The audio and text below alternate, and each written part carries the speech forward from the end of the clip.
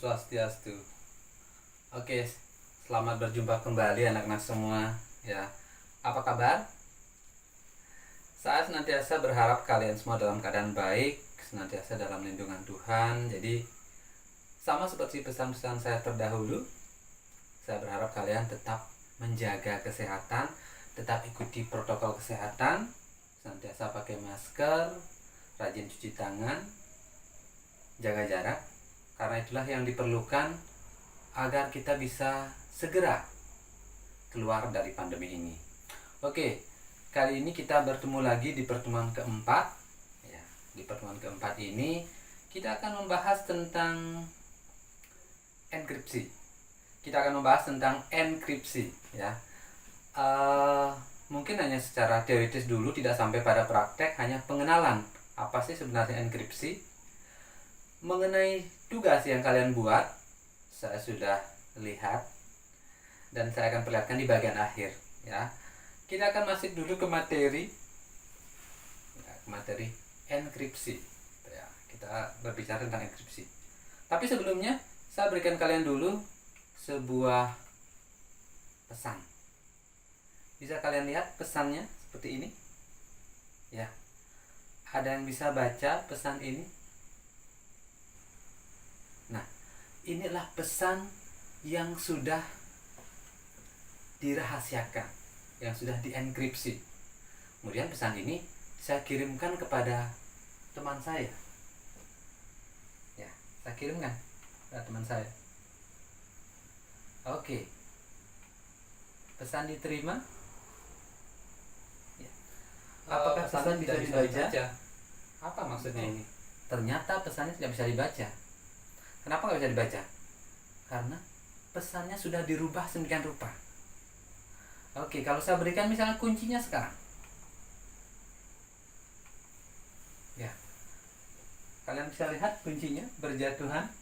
Ya, seperti itu. Di mana E sama dengan C, artinya kalau ada huruf C diganti dengan E. Kemudian ada X sama dengan sun. Ya, kalau ada huruf X di sana ganti dengan sun. Kira-kira apa terjemahan dari kalimat berikut? Apa terjemahannya? Coba kalian masukkan kunci-kunci yang saya berikan. Ketemu nggak apa kira-kira? Saya tunggu sebentar. Apa terjemahannya yang ini? Bisa? Sudah ketemu? Oke, kita lihat sama-sama. Ketika C diganti dengan E, X ganti dengan sun, perubahannya ternyata menjadi seperti ini. Kita lihat sama-sama. Ya, adakah yang sudah menemukan tadi bahwa pesannya bisa dibaca? Pesan ini sangat rahasia. Jangan sampai terjatuh ke tangan orang lain, gitu ya. Jadi seperti itu terjemahannya. Nah, bagaimana dengan yang berikut ini? Nah, yang ini adalah tugas yang saya berikan kepada kalian. Ini kalian kerjakan di buku tugas, terjemahkan apa yang tertulis sebenarnya. Bisa dibuat nggak kira-kira? Sesuai nggak kira-kira nanti dengan apa yang saya maksudkan? Mungkin hasilnya akan jauh, tapi saya akan berikan kuncinya. Ya, ini adalah kuncinya. Kalian bisa?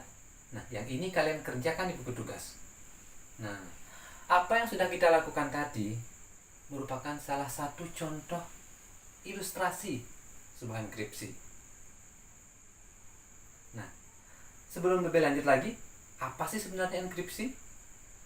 Oke, kita akan lihat apa sebenarnya enkripsi. Agar tidak hanya putih latar saya ingin ganti latar. Silahkan latarnya diganti. Oke, latar sudah diganti. Oke, terima kasih. Sekarang kita berada di alam bebas. Ada burung-burung di sini. Oke, apa sih sebenarnya enkripsi? Apakah itu semacam, jangan keliru ya, jangan sampai nanti dikira enkrispy. Nah, enkrispy itu kriuk artinya, tapi inilah enkripsi. Enkripsi. Oke, kita akan tanya sama Awan. Awan, tampillah. Awan sudah muncul. Oke, Awan, katakan apa itu enkripsi? Oke, enkripsi tidak lain adalah proses mengamankan suatu informasi dengan cara membuat informasi itu tidak dapat dibaca tanpa bantuan pengetahuan khusus. Jadi sekali lagi saya jelaskan bahwa enkripsi adalah suatu cara untuk mengamankan sebuah informasi dengan cara membuat informasi tersebut tidak bisa dibaca kecuali dengan pengetahuan khusus. Nah, yang jadi pertanyaannya, mengapa harus diamankan? Mengapa harus dirahasiakan? Oke, kalau menurut kalian sesuatu itu diamankan atau dirahasiakan itu karena apa? Iya, betul sekali. Karena itu adalah hal penting. Hal yang apabila terjatuh ke tangan orang lain bisa digunakan untuk hal-hal buruk atau akan merugikan pemiliknya. Sehingga dia dirahasiakan. Itulah sebabnya kenapa sesuatu data itu perlu dienkripsi. Karena nantinya data ketika dikirim dia akan melewati banyak jalur. Bisa saja dalam proses pengiriman tersebut diambil orang, jatuh ke tangan orang yang tidak tepat, sehingga bisa membahayakan. Tapi kalau sudah dienkripsi, diambil orang nggak tahu apa pesannya, sehingga tidak akan menimbulkan kerugian. Itulah sebabnya mengapa sebuah data perlu dienkripsi, demi keamanan, karena data itu penting, rahasia. Bila terjatuh ke tangan orang yang tidak bertanggung jawab, bisa menimbulkan kerugian. Itulah sebabnya kenapa sebuah data harus dienkripsi. Oke. Nah, dalam enkripsi itu dikenal dengan dua buah enkripsi tipenya. Enkripsi dengan kunci simetris. Dalam hal ini dimaksud bahwa kunci, atau kita sebut kunci saja, kunci yang dipakai untuk mengenkripsi dan mengembalikannya kembali ke bentuk semula atau disebut dekripsi adalah kunci yang sama. Kita lihat ilustrasi berikut ini. Oke, sebuah pesan dibuat, masih bisa dibaca. Ini disebut dengan plain text, teks yang masih bisa dibaca. Kemudian diproses di sebuah program enkripsi dengan suatu kunci. Setelah selesai dienkripsi, dia akan berubah menjadi sebuah teks yang tidak terbaca, yang disebut dengan ciphertext.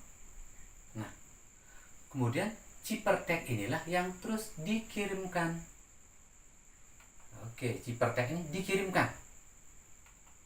Ya, dalam perjalanan inilah kemungkinan teks tersebut diambil orang. Dengan menggunakan sebuah kunci, nah, kunci yang tadi yang dipakai untuk mengenkripsi kemudian dikirimkan. Dan apa yang dilakukan di sana? Oke, pesannya saya terima dan ya, betul sekali, kuncinya juga saya terima. Pesan yang saya terima ini kemudian diproses dalam sebuah proses dekripsi namanya, dengan menggunakan kunci yang sama, sehingga kembali menjadi pesan yang bisa dibaca. Betul sekali. Dengan menggunakan kunci yang sama, akhirnya pesan itu bisa kembali lewat proses dekripsi. Didekripsi dengan kunci yang sama, sehingga dia kembali menjadi plain text yang bisa dibaca dan dimaknai, sehingga pesan itu tersampaikan kepada orang yang tepat sesuai dengan maksud tujuannya. Nah, tipe yang kedua, enkripsi itu ada yang bertipe asimetris, di mana kunci yang digunakan adalah berbeda antara kunci yang digunakan untuk membuat proses enkripsi dan kunci yang digunakan untuk membuat proses dekripsi. Jadi itu adalah suatu enkripsi yang menggunakan dua kunci yang berbeda. Dalam proses tersebut, pihak yang akan menerima terlebih dahulu mengirimkan kuncinya. Ya, kuncinya dikirim. Kunci inilah yang dimaksud dengan public key yang bersifat umum yang digunakan untuk membuat proses enkripsi. Misalnya, sama dengan pesan yang tadi, setelah diberikan kunci untuk membuat enkripsi, diproseslah data tersebut. Setelah selesai dienkripsi, dia kembali menjadi ciphertext, kemudian dikirimkan. Oke, data tersebut dikirimkan sama seperti tadi dikirimkan. Nah, sudah sampai di sana.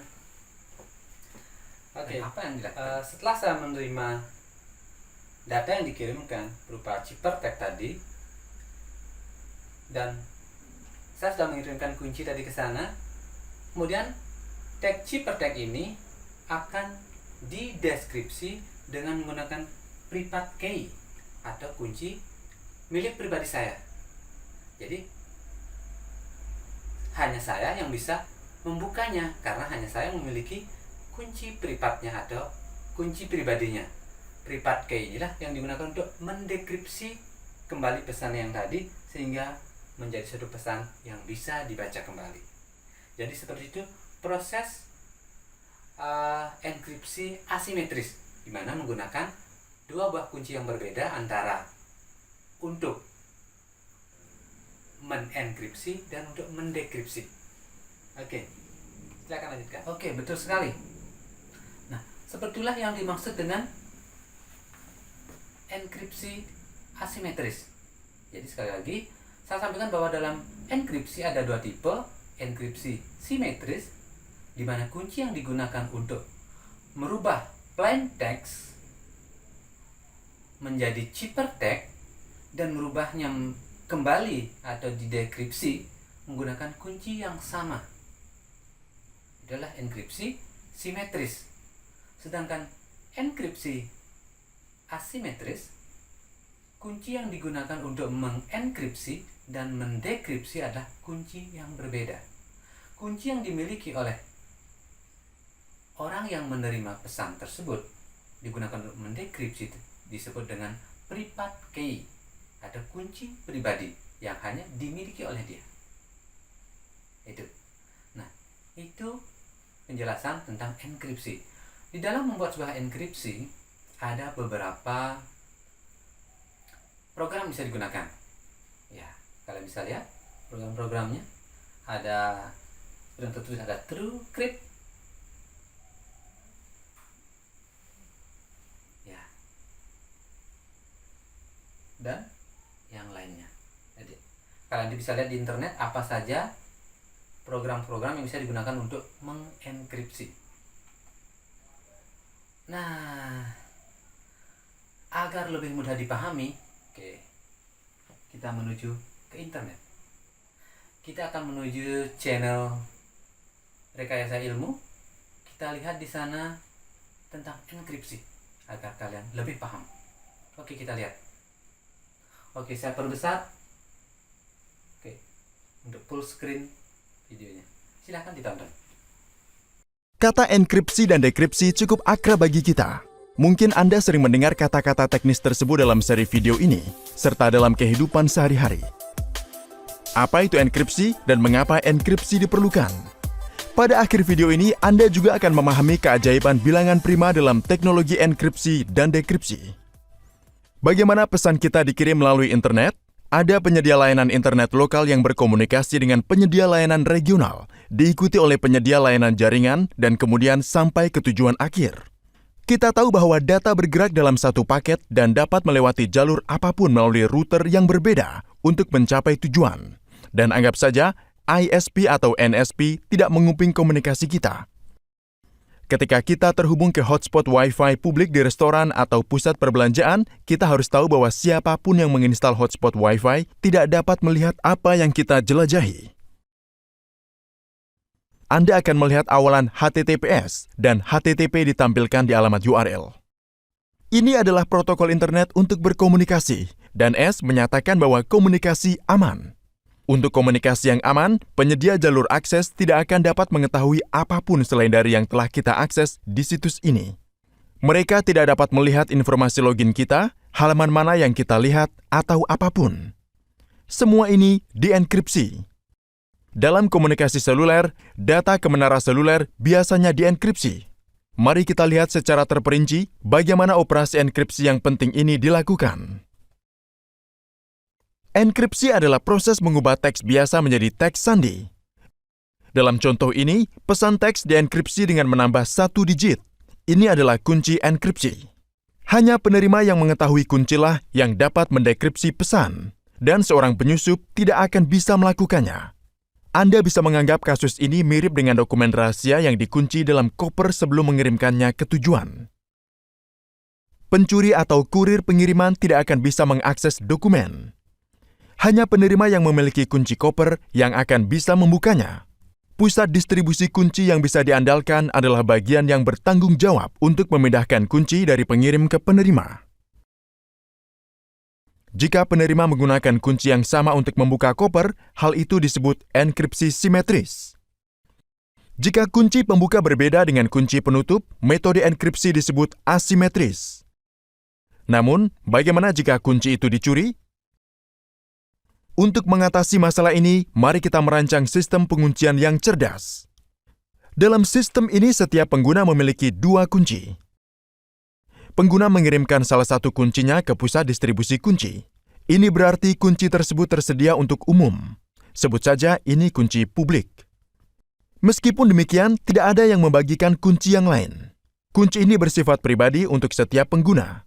Bagian paling menarik dari sistem baru ini adalah penguncinya. Penguncinya dapat ditutup dengan kunci publik apapun, tetapi kunci yang sama tidak dapat membuka sang pengunci. Untuk membukanya, Anda harus menggunakan kunci pribadi yang sesuai.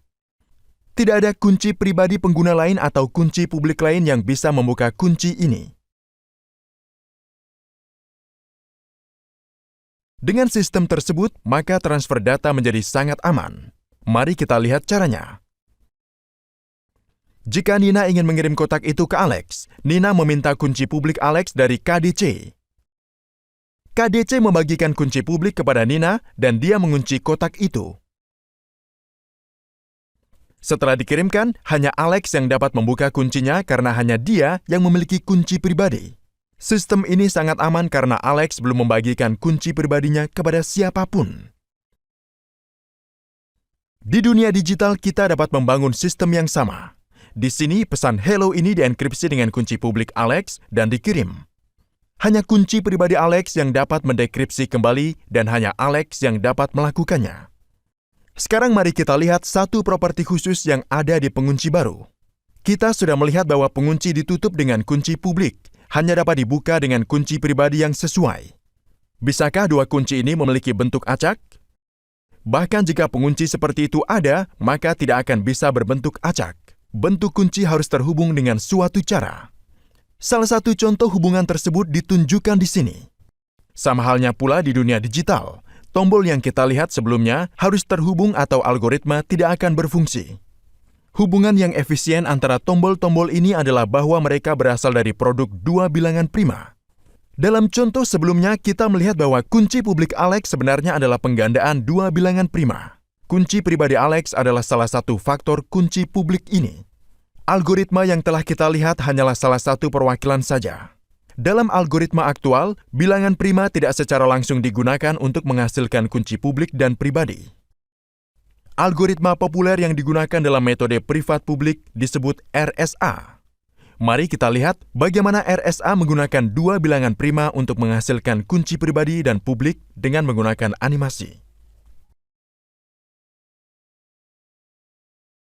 Enkripsi dan dekripsi huruf H menggunakan tombol-tombol ini juga dianimasikan di sini. Harap diketahui bahwa penjelasan rinci tentang algoritma tersebut berada di luar cakupan video ini. Sekarang, Anda mungkin memiliki pertanyaan di benak Anda. Mengapa kita hanya menggunakan bilangan prima dan bukan bilangan lainnya? Proses mencari tahu faktor nomor dikenal sebagai faktorisasi. Seorang peretas selalu menggunakan beberapa metode brute force untuk memfaktorkan angka yang terlibat, sehingga ia dapat menemukan kunci privat. Faktorisasi algoritma bekerja cukup cepat ketika faktornya bukan bilangan prima.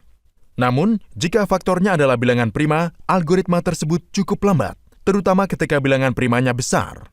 Dengan cara ini, peretas akan berjuang untuk mendapatkan kunci pribadi Anda melalui algoritma RSA menggunakan brute force.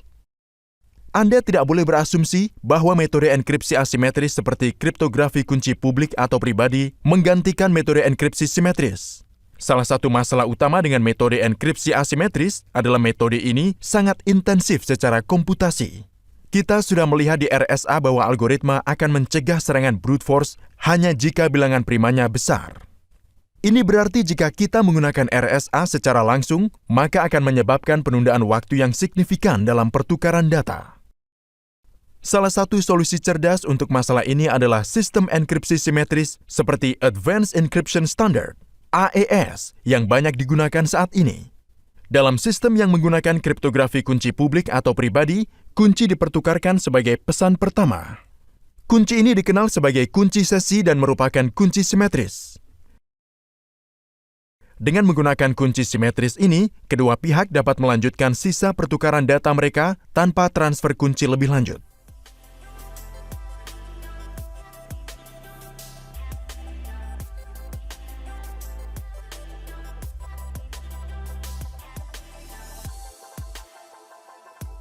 Kunci sesi sering diperbarui tergantung pada protokol komunikasi yang digunakan. Misalnya di aplikasi WhatsApp, untuk setiap pesan ada kunci sesi baru. Dalam HTTPS mungkin berlaku untuk periode tertentu atau hingga sesi berakhir. Ukuran kunci untuk kunci publik atau pribadi adalah sekitar 2048 bit, dan enkripsi dan dekripsinya membutuhkan waktu lebih lama bila dibandingkan dengan sistem simetris yang menggunakan ukuran kunci sekitar 256 bit. Pesan yang dienkripsi oleh kunci simetris 256 bit tidak kalah aman dari sistem kunci asimetris 2048 bit dan agak tidak intensif secara komputasi. Pendekatan kunci publik pribadi juga menciptakan cara untuk mengautentikasi pesan. Autentikasi berarti Alex harus memastikan bahwa pesan ini dari Nina. Untuk itu, Nina mengenkripsi pesan dengan kunci pribadinya sendiri. Sekarang, Alex dapat mendekripsi pesan ini dengan kunci publik Nina dan dapat memastikan bahwa pesan itu berasal darinya, karena hanya Nina yang memiliki kunci pribadinya. Pada tahap ini, Nina dikatakan telah menandatangani pesan dan tidak mengenkripsi pesannya karena siapapun dapat mendekripsi pesan tersebut. Kami harap video ini memberikan wawasan baru tentang enkripsi dan dekripsi. Tolong dukung layanan pendidikan kami dengan mengklik tombol bantuan. Terima kasih. Oke, sudah kalian tonton videonya? Terima kasih banget. Semoga video tadi sudah membuka wawasan kalian tentang enkripsi. Semoga semakin paham apa yang dimaksud dengan enkripsi, kenapa enkripsi itu penting. Nah, di bagian sekarang, saya kembali tambahkan tugas buat kalian. Tugasnya adalah buatlah sebuah teks yang bisa dibaca atau plain text, teks yang bisa dibaca, kemudian buatkan kuncinya, kunci rahasianya. Setelah kalian membuat kunci rahasianya, rubahlah plain text tersebut menjadi teks yang terrahasia, teks yang tidak bisa dibaca lagi karena sudah dirahasiakan, sehingga menjadi ciphertext buat di buku tugasnya. Oke, setelah kalian buat itu, saya akan informasikan nanti kapan kalian harus kumpulkan buku tugasnya, karena setelah selesai mengumpulkan buku tugas, kalian akan mendapatkan ulangan tengah semester. Jadi bersiap-siap, itu akan ada ulangan tengah semester. Oke, jadi sedemikian bisa saya jelaskan tentang enkripsi. Nah, untuk tugas yang dibuat kemarin, saya ucapkan terima kasih banget buat anak-anak semua. Sekarang kita kembali ke internet dulu, kita lihat. Ya, inilah anak-anak yang telah mengerjakan tugas. Mungkin ada beberapa yang sudah mengerjakan tapi tidak bisa masukkannya ke classroom. Tidak apa-apa, saya ucapkan terima kasih, disimpan saja dulu. Buat anak-anak yang sudah bisa mengirimkan filenya, terima kasih. Filenya berbentuk video seperti yang kalian lihat. Di kelas A ada 5 orang yang bisa mengirimkan, tapi ada juga yang masih keliru. saya minta dikirimkan video, yang dikirimkan adalah teks, malah gambar yang dikirimkan. Ya tidak apa-apa, sudah usaha, tapi di sana belum paham, daripada tidak gitu. Nanti tolong diperhatikan apa perintah tugasnya, baru dikerjakan. Di kelas B kita lihat, nah, ternyata hanya ada 2 orang yang mengerjakan. Terima kasih Tuni Gina sama Tiara Sundari yang sudah mengerjakan. Di kelas C, ya biasa kelas C lumayan banyak, sampai saya 2 kali screen ya. Banyak yang mengerjakan, terima kasih banget. Kemudian di kelas D, ya kelas D, oke, banyak juga. Ada, cuma ada 1 nama saya tidak tahu ini siapa sebenarnya yang punya. Tapi kalau di report Excelnya pasti akan kelihatan siapa yang punya ya. Yang saya tandai yang paling atas ini. Oke, kemudian yang berikutnya.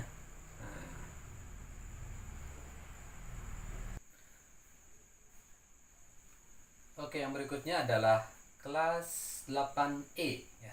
Di sana ada 5 orang yang mengerjakan tugas. Terima kasih. Kita lihat sekarang berikutnya kelas 8F. Ya, 8F lumayan banyak, terima kasih. Tapi masih ada yang ngirimnya berupa gambar ya, bukan berupa video yang saya harapkan.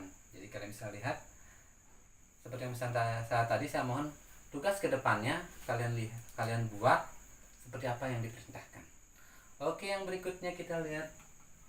Nah, ini kelas 8G.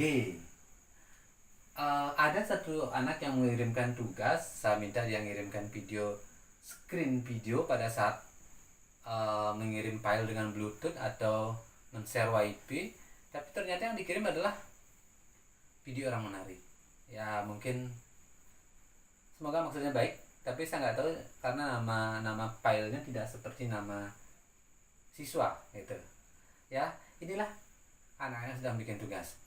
Di bagian akhir saya akan perlihatkan beberapa tugas yang dibuat anak-anak dalam bentuk tampilan videonya. Bisa kalian saksikan. Sepertilah yang dimaksud. Jadi buat anak-anak yang belum maksimal mengirimkan tugasnya, kalian bisa lihat contoh-contoh berikut ini. Oke, demikian yang bisa saya jelaskan. Oke, sebelum kita lihat videonya, saya akan akhiri pembelajaran ini. Terima kasih kalian sudah memperhatikan. Dan seperti yang saya sampaikan tadi, setelah tugas selesai dibuat, saya akan infokan kapan kalian harus mengumpulkan tugas yang ada di buku tugas. Setelah itu kita akan UTS. Jadi pertemuan ini kita akhiri. Terima kasih atas perhatiannya. Semoga kita segera bertemu kembali di dalam pembelajaran tatap muka new normal. Saya akhiri dengan Parama Santi. Om Santi Santi Santi.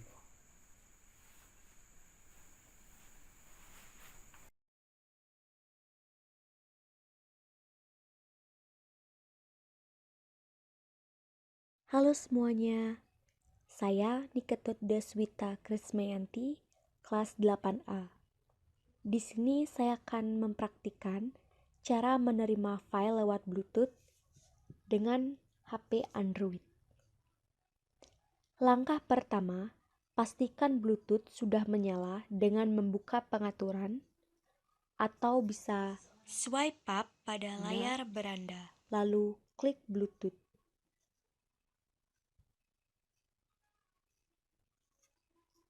Langkah kedua, tunggu notifikasi dari perangkat pengirim dengan kiriman notifikasi penyanding Bluetooth yang terdapat kunci sandi konfirmasi untuk berpasangan dengan perangkat si pengirim.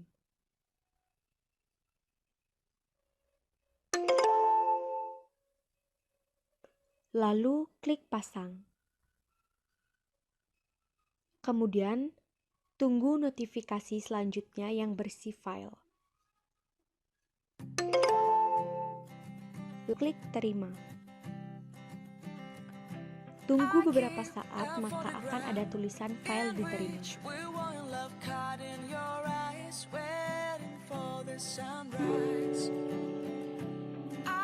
Nah, di sini sudah ada tulisan file diterima. atau Anda boleh mengecek pada bilah notifikasi. Di sini juga ada tulisan file diterima. Jadi, file yang telah